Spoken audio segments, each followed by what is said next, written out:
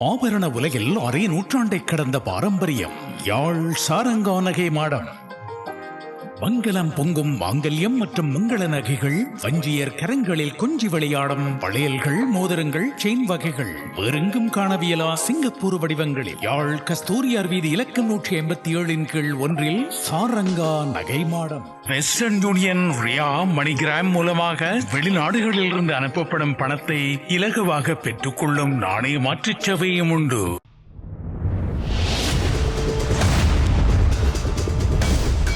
காலத்தின் அத்தியாயம். இது யுத்தம் தின்ற மண்ணின் சத்தம்.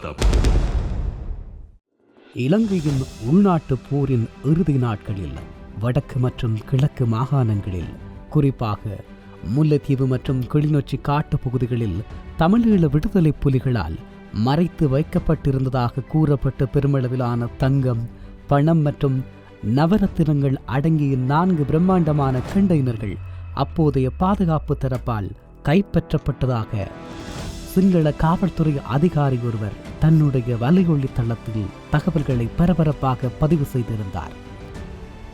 இரகசிய கடத்தல் இடம்பெற்றதாகவும், கைப்பற்றப்பட்ட இந்த தங்கம் மற்றும் கோடிக்கணக்கான சொத்துகள் அப்போதைய இராணுவ தளபதியான ஜெனரல் சரத் பொன்சேகாவுக்கு தெரியாமல் மிக ரகசியமாக கொழும்புக்கு கொண்டு வரப்பட்டதாகவும், குறிப்பாக இந்த விவகாரத்தில் இந்த தங்கத்தை வான்வழியாக கடத்துவதற்கு பயன்படுத்தப்பட்ட உலங்கு வானூர்தியின் முக்கிய விமானி துப்பாக்கிச் சூட்டுக்கு இலக்காகி மர்மமான முறையில் உயிரிழந்ததாகவும், அது மாத்திரமன்றி அந்த பயணத்தில் பாதுகாப்புக்காக இருந்த 2 மெய்ப்பாதுகாவலர்கள் இன்று வரை எங்கு இருக்கிறார்கள் என்று தெரியாதவாறு அடையாளமின்றி காணாமல் ஆக்கப்பட்டு இருப்பதாகவும் சொல்லப்படுகிறது.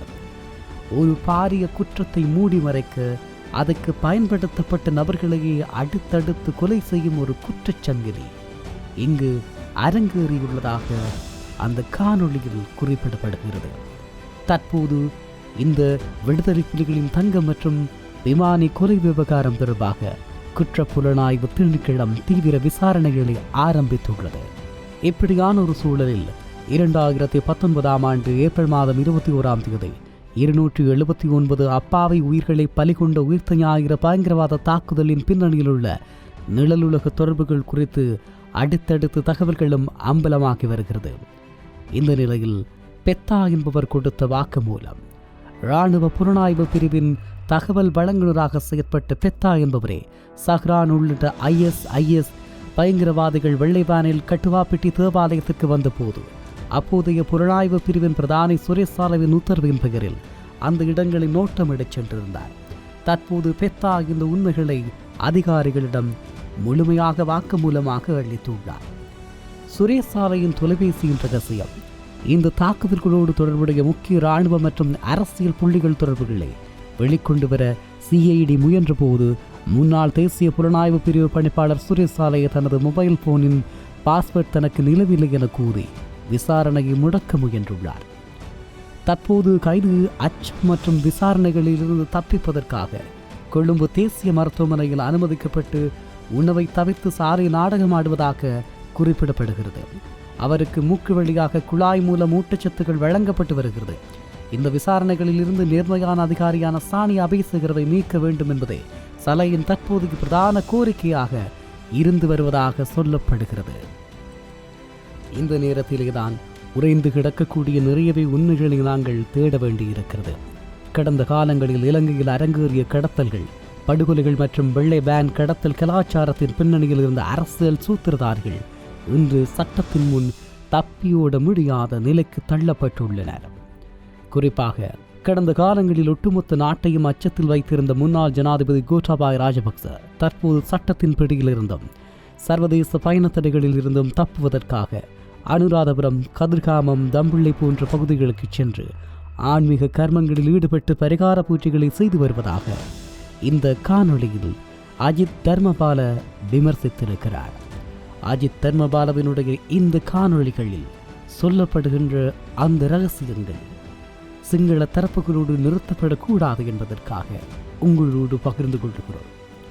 கடந்த கால குற்றங்களின் கோப்புகள் மூடி மறைத்த சிசில்குமார் போன்ற உயர் போலீஸ் அதிகாரிகள் இன்றும் போலீஸ் துறையின் உயர் பதவிகளில் நீடிப்பதை தற்போதைய புதிய அரசாங்கத்தின் கீழ் சிஐடி விசாரணைகள் முழு வேகத்தில் நடப்பதற்கு முட்டுக்கட்டையாக உள்ளதாக அவர் குற்றம் சாட்டுகிறார். 2024 செப்டம்பர் 21 இலங்கை மக்கள் ஏற்படுத்திய அரசியல் மாற்றமே பல வருடங்களாக புதைக்கப்பட்டிருந்த இவ்வாறான கொடூரமான குற்றங்கள் வெளிவருவதற்கு காரணம் என இந்த காணொளி சுட்டிக்காட்டுகிறது. ஊடகங்கள் பலவும் இன்றும் உண்மைகளை மறைத்து வரும் வேளையில் மக்கள் சமூக வலைத்தளங்கள் மூலம் இவ்வாறான புலனாய்வு தகவல்களை அறிந்து விழிப்புணர்வுடன் இருக்க வேண்டும் என இலங்கை போலீஸ் துறையை அரசியலிருந்து விடுவிப்பதற்கான சர்வதேச அமைப்பின் தலைவர் அஜித் தர்மபால இந்த விவாதத்தை நிறைவு செய்து வைக்கிறார். இப்படியான ஒரு சூழ்நிலையில் நாங்கள் மீண்டும் புலிகளின் தங்கம் என்கின்ற விடயத்துக்கு வரலாம். 2009 மே மாதத்தில் முள்ளிவாய்க்காலில் போர் முடிவுக்கு வந்த போது தமிழீழ விடுதலை புலிகள் அமைப்பால் நிர்வகிக்கப்பட்ட வங்கிகள், நிதி நிறுவனங்கள் மற்றும் பொதுமக்களிடமிருந்து பெறப்பட்ட பெருமளவிலான தங்கம் மற்றும் நகைகள் என்னவாகின என்ற கேள்வி இன்று வரை விடை தெரியாத புதிராகவே நீடிக்கிறது. ஆனால் சமீபத்திய இலங்கை நீதிமன்ற வழக்கு விசாரணை மற்றும் குற்றப்புலனாய்வு திணைக்களத்தின் அறிக்கைகள் இந்த மர்மத்தின் மீது வெளிச்சத்தை பாய்ச்சியுள்ளது. 2025 செப்டம்பர் மாதத்தில் இலங்கை குற்றப்புலனாய்வு திணைக்களம் நீதிமன்றத்தில் ஒரு முக்கிய முற்போக்கு அறிக்கையை சமர்ப்பித்தது. 6000 தங்கப் பொருட்கள் ஒப்படைப்பு, வட மற்றும் கிழக்கு மாகாணங்களில் போர்க்காலத்திலும் அதற்கு பின்னர் மீட்கப்பட்ட நீதிமன்ற உத்தரவின் பெயரில் தேசிய இரத்தினக்கல் மற்றும் ஆபரண அதிகார சபையிடம் ஒப்படைக்கப்பட்டிருந்த நகைகளில் 6000 பொருட்கள் தற்போது இலங்கை மத்திய வங்கியிடம் ஒப்படைக்கப்பட்டுள்ளதாக சிஐடி நீதிமன்றத்தில் அதிகாரப்பூர்வமாக தெரிவித்துள்ளது. மீதமிருக்கும் 4000 பொருட்கள் அங்கே புலிகளின் கட்டுப்பாட்டு பகுதிகள் மற்றும் அவர்களது வங்கிகளில் இருந்து மொத்தம் சுமார் 10,000 தங்க பொருட்கள் மீட்கப்பட்டதாக தரவுகள் கூறுகிறது. அவற்றில் 6000 பொருட்கள் மத்திய வங்கிக்கு சென்றுள்ள நிலையில் மீதமுள்ள நகைகளின் நிலை மற்றும் அதன் பின்னணியில் உள்ள உண்மையான உரிமையாளர்கள் யார் என்பது குறித்து விசாரணைகள் தொடர்ந்து நடந்து வருகிறது.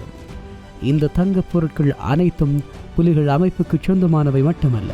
போர்க்காலத்தில் வடக்கு கிழக்கு வாழ் தமிழ் மக்கள் புலிகளின் வங்கிகளில் அடக்கு வைத்த அல்லது பாதுகாப்புக்காக ஒப்படைத்த மற்றும் புலிகளிடம் மக்கள் வழங்கி வைத்த நகைகளுமாகும். இந்த நிலையில் இது வடக்கு கிழக்கு மக்களின் சமூக நலத்திட்டங்களுக்கு பயன்படுத்த வேண்டும் என்ற கோரிக்கைகளும் வலுவாக எழுந்து வருகிறது. யுத்தம் முடிவடைந்த காலப்பகுதியில் முள்ளிவாய்க்கால் மற்றும் புதுக்குடியிருப்பு பகுதிகளில் டன் கணக்கில் தங்கம் மீட்கப்பட்டதாக பல்வேறு அரசியல் தரப்புகளால் தொடர்ச்சியாக குற்றச்சாட்டுகள் முன்வைக்கப்பட்டு வருகிறது. முன்னாள் இராணுவ தளபதிகளின் கருத்துக்கள் போர்க்காலத்தில் 100கணக்கான கிலோ தங்கம் மீட்கப்பட்டதாகவும், ஆனால் அரசாங்க கணக்குகளில் மிக குறைந்த அளவே சுமார் 110 கிலோ முதல் 200 கிலோ வரை காண்பிக்கப்பட்டதாகவும் முன்னாள் இராணுவ உயர் அதிகாரிகள் மற்றும் அரசியல்வாதிகள் நாடாளுமன்றத்தில் வெவ்வேறு காலகட்டங்களில் விவாதித்துள்ளனர். கண்டெய்னர் மர்மங்கள். புலிகளின் சர்வதேச நிதியை கையாண்ட KP கைது செய்யப்பட்டதற்கு பிறகும் புலிகளில் மறைக்கப்பட்ட பதுங்குகுழிகளிலிருந்து எடுக்கப்பட்டதாக கூறப்படும் தங்க கொள்கலன்கள் பற்றிய கதைகள் இலங்கை அரசியல் பிரதான தேர்தல் பிரச்சார பொருளாகவும் இருந்துள்ளது. கடந்த காலங்களில் முக்கிய அரசியல் குடும்பங்கள் இந்த தங்கத்தை கையாடல் செய்ததாக JVP உள்ளிட்ட கட்சிகள் கடுமையான குற்றச்சாட்டுகளை முன்வைத்திருந்தன.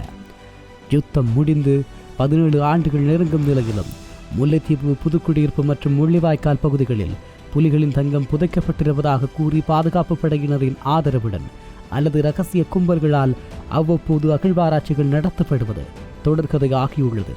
கடந்த சில ஆண்டுகளுக்கு முன் அமைச்சின் உயர் அதிகாரிகள், ஒருங்கிணைப்பாளர்கள் சிலர் வடக்கில் தங்கம் தேடி சட்டவிரோத அகழ்வில் ஈடுபட்டுள்ளதாக எழுந்த புகார்களும் விசாரிக்கப்பட்டு வருகின்றன. புலிகளின் தங்கம் என்பது வெறும் கற்பனையான புதையல் கதை அல்ல, மாறாக போரினால் பாதிக்கப்பட்ட தமிழ் மக்களின் வியர்வையும் ஒரு காலத்தினில் அரசாங்கத்தின் பொருளாதார மையமுமாகும். 6000 தங்கப் பொருட்கள் மத்திய வங்கிக்கு சென்றுள்ளதாக CID அண்மையில் உறுதிப்படுத்தியிருந்தாலும் எஞ்சிய தங்கம் எங்கே, இதன் உண்மையான மதிப்பு என்ன என்ற கேள்விகளுக்கான முழுமையான விடைகள் இன்னும் கொழும்பு அரசியல் மற்றும் புலனாய்வு அறைகளுக்குள்ளேயே மூடி மறைக்கப்பட்டுள்ளது.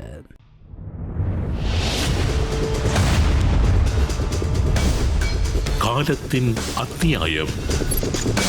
இது யுத்தம் தின்ற மண்ணின் சத்தம்.